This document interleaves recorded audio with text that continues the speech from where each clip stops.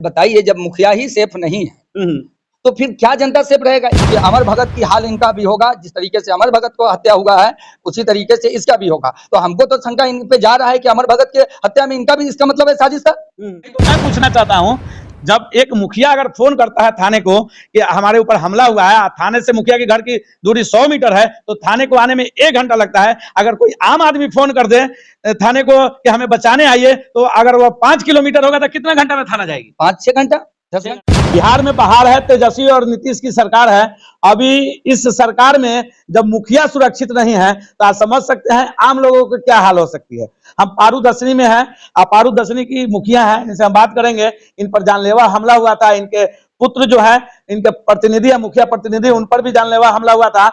उपद्रवी तत्व जो है उनके घर पे आके हमला किया था। क्या हुआ था, क्या हुआ था मुखिया जी? क्या हुआ तो कुछ नहीं, पहले भी ये तीसरा बार ऐसे किया है। अच्छा। और तीसरा बार भी मर्डर करने के लिए कोशिश किया, वो भी माने 5-7 आदमी इसमें है। अच्छा, आपका भी मर्डर करने की कोशिश? जी, मेरा अच्छा, भी। आपको इसलिए मारने पर तुले हुए कि आप मर जाइएगा तो फिर वो मुखिया बन जाएगा? हाँ, तो एक कारण से वो शुरू से ऐसे करते करते फिर रात ने 9 बजे रात में आया और लड़के लोग बैठा था, वार्ड सदर भी थे। अच्छा। फिर आया गंद लेकर, बंदूक रिवाल्वर सब लेके आया। अचानक लड़के पर हमला कर। आपके लड़के पर? हाँ, मेरा लड़के पर, नियाज अहमद पर। अच्छा। हम थे, लड़का था, वार्ड थे, माने 5-7 आदमी इस जगह थे। बस वह गोली उली चलाने की कोशिश किए, लेकिन यहाँ ये लोग जमा हो गया। हाँ, लोग जमा हो गया। अच्छा। और फिर भी चाकू और हथियार के साथ वो लोग आए, तैयारी के साथ, कि देखा कि यहाँ पर लोग ने बैठा हुआ है और कुछ नहीं कर पाएगा, ज्यादा लोग नहीं है, वो लोग ज्यादा आदमी से आया। हाँ जी, लेकिन लोग जुटने के कारण आप लोगों का जान बच गया, यही कहना है ना। ये पारू दसनी पंचायत के मुखिया ये बता रही है कि ये इनके पुत्र और ये यहाँ पे अपने दरवाजे पे बैठे हुए थे, तब तक इनके अपोजिट जो इनके खिलाफ चुनाव लड़ते हैं हमेशा मुखिया का, वो आते हैं अपने लोगों के द्वारा हथियार से लैंस होकर इन पर हमला करना चाहते हैं, लेकिन यहाँ के आसपास के जब लोग जुट गए तो वो यहाँ से भाग गए, यही कहना है ना मुखिया जी? अच्छा, यहाँ पे वार्ड सदस्य हैं, इन पे भी हमला हुआ था, क्या क्या कहानी है बताइए? हम वार्ड सदस्य शबनम खातून है। हाँ, तो उसने हम पर बहुत दिन से भिड़े हुआ है, मिला के दूसरा का तीसरा का बेर हो गया। अच्छा। हाँ, पति और पुत्र पर आके हमला किया। हाँ, सारा आदमी जब जुट गया तब उसने छोड़ा, भाग गया। हाँ, भाग गया जी। अच्छा, यहाँ के वार्ड मेंबर की पत्नी है कि आप खुद वार्ड मेंबर है? ये खुद वार्ड सदस्य है। कितने नंबर वार्ड के? 4 नंबर वार्ड। 4 नंबर के। इनका भी कहना है कि इनके भी पति के साथ वैसा ही व्यवहार होता है, बराबर। आपके भी साथ भी वैसा ही बदलू पसंद करता है, उसको पत्नी करती है, उसको बेटी, उसको माँ भी। आपके साथ क्यों करता है? हम बगल में है। अच्छा, उसके घर के बगल? हाँ, बगल में, पीछे हम लोग का रास्ता आना जाना सब बंद कर दिए हुए हैं। आपको भगाने के चक्कर में है। यहाँ से आप किसी तरह भाग जाएगा तो जमीन कब्जा कर लेंगे। उसको खाली यही खाई से कि काहे वार्ड बनाई, काहे मुखिया बने। अच्छा। हाँ, हम रहते सब दिन। अच्छा। हाँ, आप देख सकते हैं अभी ये मुखिया प्रतिनिधि है, इनसे हम बात करेंगे। अच्छा बताइए, आप मुखिया प्रतिनिधि, आपकी माँ मुखिया है और आप बता रहे थे कि इसके पहले भी आप पर हमला हुआ था, किस कारण आप पर बार बार हमला होता है आपके और आपके माँ पर? देखिए, आए दिन आप देखते होइएगा कि कई जगह मुखिया की हत्या हो रहा है, जगह जगह पे मुखिया की हत्या हो रहा है। और इन्होंने जो है बदुल हसन जो है और उनके जो रुस्तम, उसके बाद एक और भतीजा है, इस लोग कई लोग जो है कई बार हमें खुर्शीद आलम है जो कई बार हमला करने की प्रयास किया। उनका मेन मानसिकता है कि मैं जो मुखिया बना उनको हजम नहीं हो पा रहा। अच्छा अच्छा, कि मुखिया कैसे बन गया। उन्होंने कई बार हमारे ऊपर हमला किए कि तुमको मुखिया रहने नहीं देंगे, मैं तुमको और तुम्हारे पूरे परिवार को जान से मार दूंगा। और इससे पहले भी हमारे ऊपर हमला करवाए, गोली वगैरह चलवाए, बट हम उस दिन तो थे नहीं, मेरे कार्यकर्ता के ऊपर गोली चला।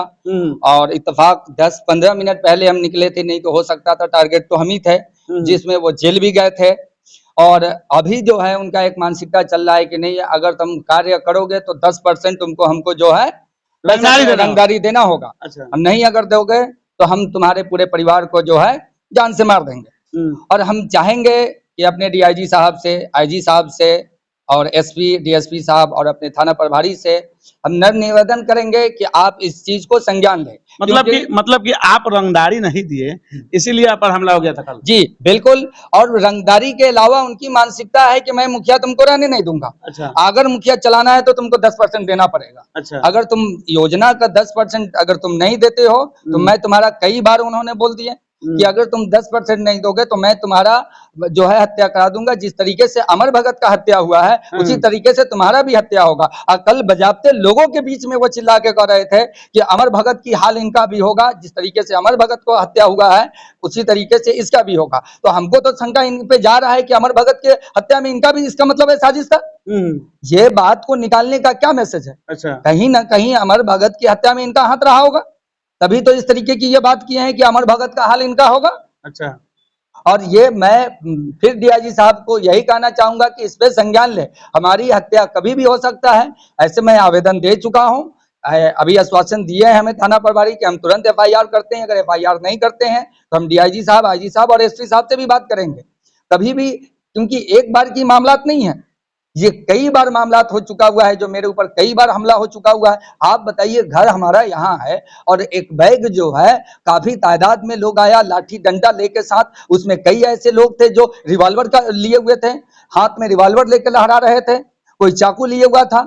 और आपके घर से थाने की दूरी महज 100 मीटर होगी। जी बिल्कुल। इतनी दूरी थाना है, उसके बाद भी आपके घर पे हमला हो जा रहा है। मैंने थाना को इन्फॉर्मेशन किया, थाना आया मगर थोड़ा काफी लेट आए, लमसम 1 घंटा के बाद में ही उन्होंने यहाँ आए, जब तक हादसा काफी बढ़ चुकी थी। अच्छा, क्या कारण है कि आपके घर की दूरी थाना का 100 मीटर है, वहां पे अगर इन्फॉर्म करते हैं वो भी मुखिया के घर पे हमला हुआ है तो थाना 1 घंटे बाद आती है? कहीं ना कहीं लापरवाही है।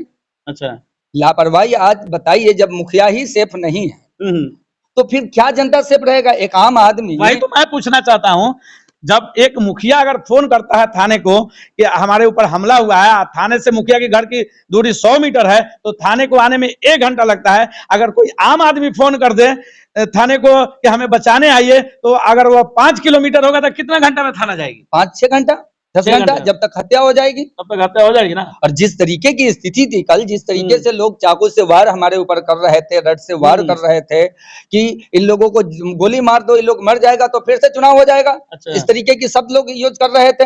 अच्छा। इसको हर हाल में इसको मार दो, उसमें कि बहुत से लोग ऐसे, ये है बदुल हसन जो है चाकू का यूज किया, उसकी भतीजा लोग जो है पिस्टल लेकर लड़ा रहा था और कह रहा था कि हर हाल गोली मार दो, गोली मार दो।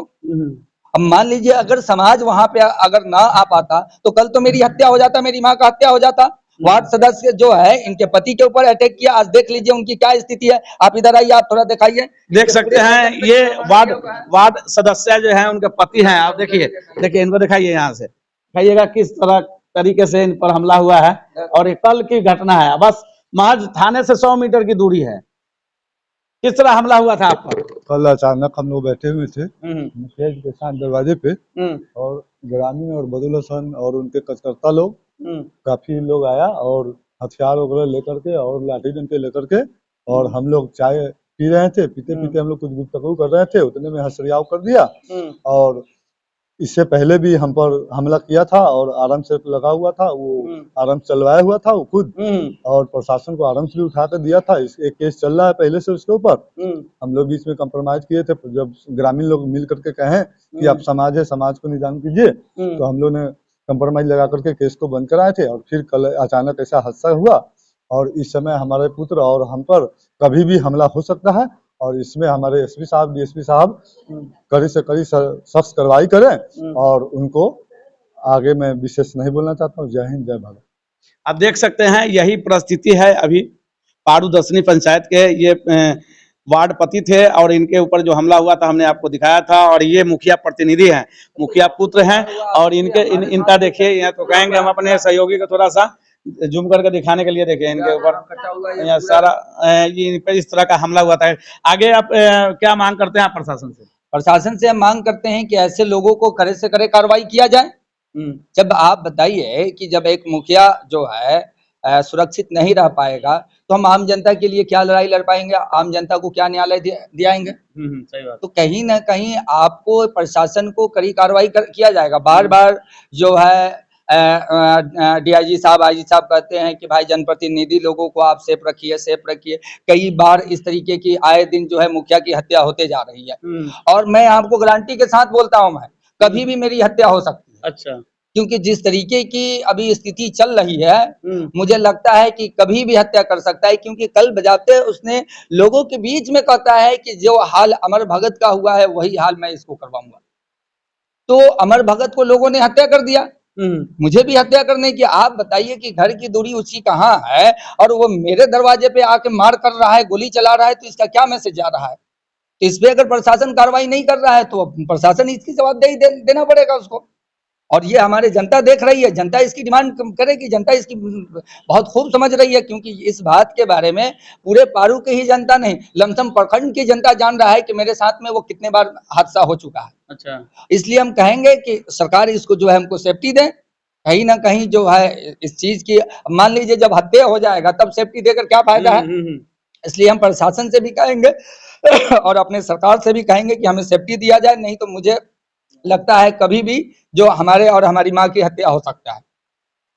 बाकी देख मुखिया जी, ये मुखिया पुत्र थे और ये बता रहे हैं कि हमें सरकार सेफ्टी दे, प्रशासन सेफ्टी दे, नहीं तो कभी भी किसी भी समय हमारी हत्या हो सकती है।